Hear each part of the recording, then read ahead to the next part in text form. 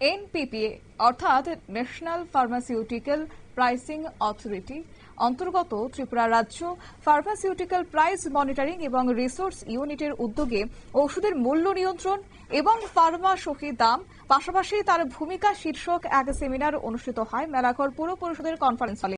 মূলত মহকুমার বিভিন্ন ওষুধ বিক্রেতাদের নিয়ে এই সেমিনারের আয়োজন করা হয়। এতে উপস্থিত ছিলেন সেখানে কাঞ্চন সিনহা, ডেপুটি ড্রাগ কন্ট্রোলার এবং সদস্য সচিব টিপিএমআরইউ ত্রিপুরা সরকার, সঞ্জয় দাস ইন্সপেক্টিং অফিসার সহ অন্যান্যরা। গোটা বিষয় নিয়ে কি রয়েছে তাদের পক্ষ থেকে বক্তব্য শুনুন। তো জেনারিকের মধ্যে কমই আছে এখন অব্দি আমাদের স্টেট থেকে দাবা ইন্ডিয়া ওষুধ দেখবে তাদের পাওয়ারটা সাধারণ বিভিন্ন কোম্পানির যে ওষুধটা দাবা ইন্ডিয়ার যে ওষুধ এটার মধ্যে কিন্তু অনেক ফারাক আছে।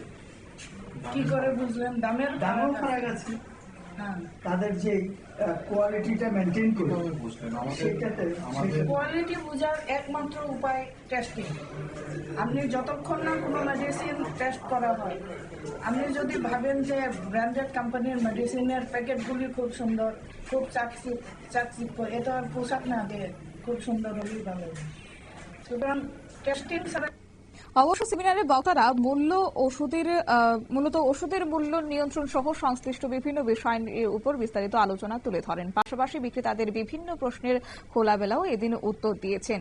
অবশ্য এনপিপিএ হচ্ছে ভারত সরকারের রাসায়ন ও সার মন্ত্রণালয়ের ফার্মাসিউটিক্যাল বিভাগের অধীন ওষুধের দাম নিয়ন্ত্রক একটি সংস্থা এবং যা নিয়ে তুলে ধরতে এক সেমিনারের আয়োজন এদিন করা হয়। নিয়ে নিচ্ছি ছোট্ট একটি বিজ্ঞাপন বিরতি, সঙ্গে থাকুন।